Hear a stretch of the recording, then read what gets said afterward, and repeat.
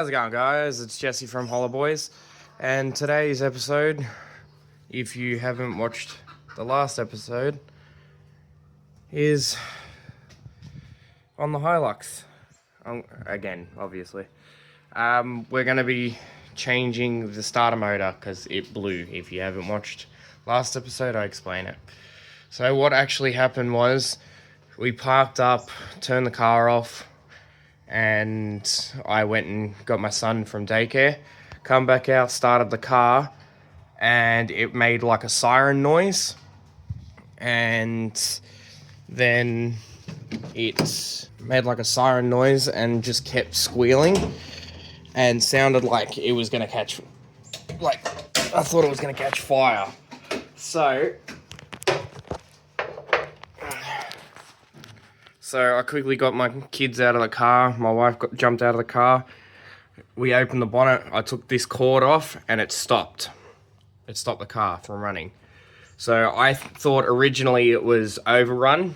So when diesel keeps running itself until it goes bang. And it wasn't overspool either, which is when the turbo goes and overspools itself and goes bang. So it was neither one of those because they would keep going if the cord wasn't removed. So we put the cord back on to test it, and the car decided to try and like start up again, even though the key wasn't in it. So I thought immediately that it had something to do with either wiring or the starter motor. And I called a mate of mine that does, he works on diesels and stuff. I thought maybe it had something to do with diesel or something, I don't know. Yeah, I didn't exactly know what was going on. He suggested trying out the starter motor, hitting it with a hammer, because it might have been locked engaged. Well, he was right. It was locked engaged, and it kept trying to start itself even without the key on. So the starter motor is on its way out. Was on its way out.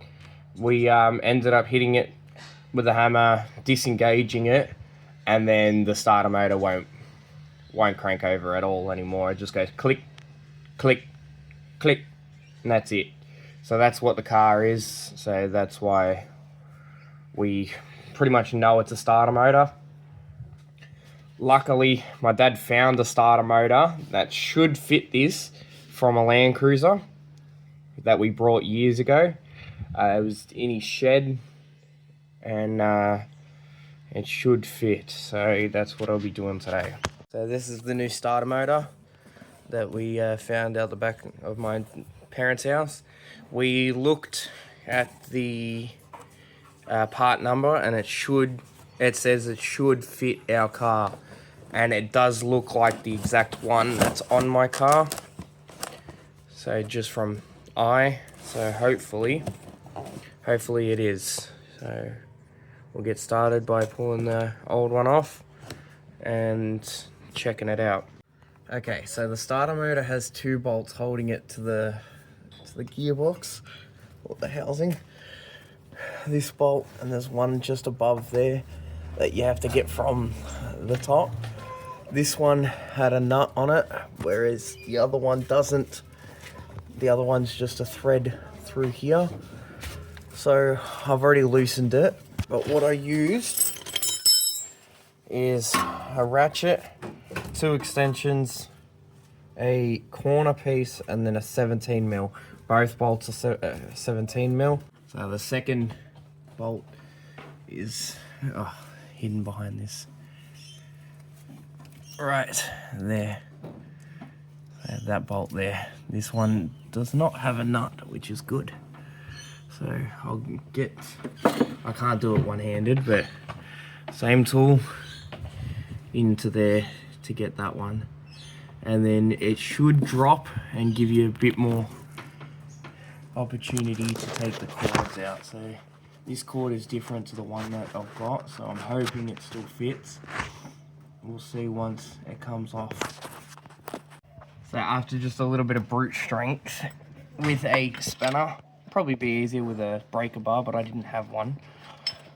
That fits over a 17mm. So with a spanner, finally got that. Finally got the bolt undone. I'll get back to you when it's on.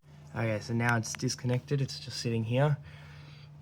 We needed to put some sensor cleaner in to get this unclipped. Clips sometimes are a pain in the ass. As for this thing, I'll put the screwdriver in the top of that just to pop that off. No, now the side one. Or the side one. And then get a screwdriver underneath. Yeah, and then it's just a 13mm spanner, I think. By the looks of it, the one that Dad gave me, that Dad found, is the right one. They look pretty much identical. Bottom's bolt and nut. Top is bolt with a thread. Same, exact same, except there's this piece, but there's not this piece here. But they look all... This is original bolt. Yeah, that's original. Aftermarket. This is aftermarket, yeah. But everything looks identical. I'm pretty sure it's correct, so... The only way to know is if we bolt it up. Fingers crossed. I swear, if we bolt it up and it's not correct, I'll be sad. Okay. Clips are back, wires are back on, cords back on, clips back in, everything. It's now just got to bolt it up. So it's the same 2 bolts as the other one. The same size, they fit.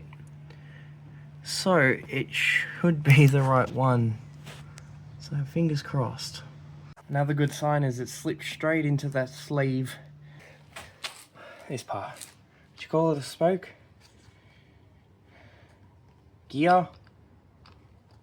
Whatever it is. Anyways, it slipped straight into the sleeve that holds this, so it's another good sign. So fingers crossed, when I bolt it up and connect the battery, she starts. And now to test it. Fingers crossed. You ready? Yeah, we're ready.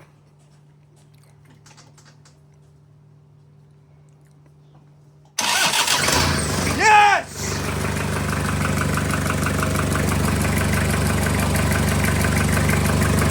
Yeah! Let's go!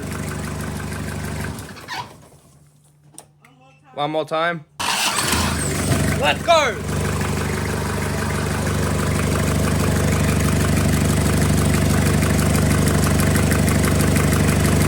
So we just got away with changing a starter motor that we had for years in the shed.